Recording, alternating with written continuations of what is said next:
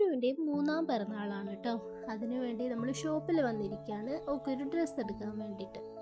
വലിയൊരു ആഘോഷങ്ങളൊന്നും ഇല്ലാണ്ട് ഒരു ചെറിയ കേക്ക് കട്ടിംഗ് ആണ് പ്ലാൻ ചെയ്തിരിക്കുന്നത് കേട്ടോ. അതിന് വേണ്ടിയിട്ട് നമ്മളൊരു ഡ്രസ്സ് എടുക്കാൻ വേണ്ടി വന്നതാണ്. ഒത്തിരി നോക്കിയെങ്കിലും ഒന്നും അങ്ങോട്ടേക്ക് റെഡി ആവില്ലായിരുന്നു കേട്ടോ.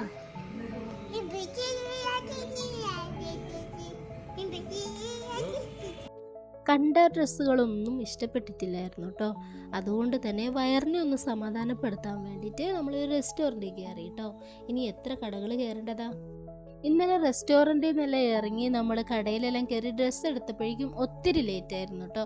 അതുകൊണ്ട് അതിൻ്റെ വീഡിയോസൊക്കെ എടുക്കാൻ നമ്മൾ വിട്ടുപോയിട്ടുണ്ടായിരുന്നു. എന്താണെങ്കിലും ഇന്ന് 28-ാം തീയതി നമ്മൾ കുറച്ച് സാധനങ്ങളൊക്കെ വാങ്ങിയിട്ടുണ്ട്. നമുക്ക് വേണ്ടി മാത്രം ഒരു ഫുഡൊക്കെ ഉണ്ടാക്കി ഒരു പായസമൊക്കെ ഉണ്ടാക്കാമെന്ന് കരുതി കേട്ടോ. അപ്പോൾ ഞാൻ ചിക്കൻ ബിരിയാണിയാണ് ഉണ്ടാക്കുന്നത്. ഫസ്റ്റ് ടൈമാണ് ഞാൻ ബിരിയാണി വീട്ടിലുണ്ടാക്കുന്നത് കേട്ടോ.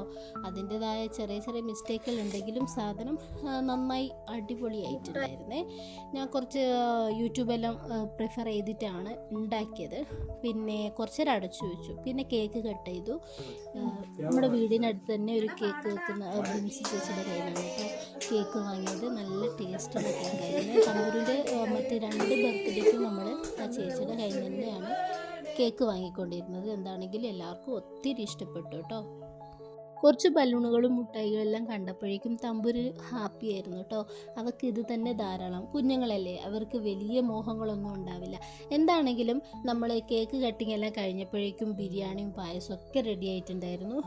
ഞാൻ വിചാരിച്ചതിലും കൂടുതൽ കുറച്ച് ചോറും പായസമൊക്കെ ഉണ്ടായിരുന്നു കേട്ടോ. നമ്മളത് അടുത്തുള്ള വീട്ടിലെല്ലാം കൊടുക്കുകയുണ്ടായി. പിന്നെ നമ്മൾ ചെറിയ ഫോട്ടോസൊക്കെ ഒന്ന് കാണാം. ലൈക്ക് ചെയ്യാനും സബ്സ്ക്രൈബ് ചെയ്യാനും മറക്കരുതേ.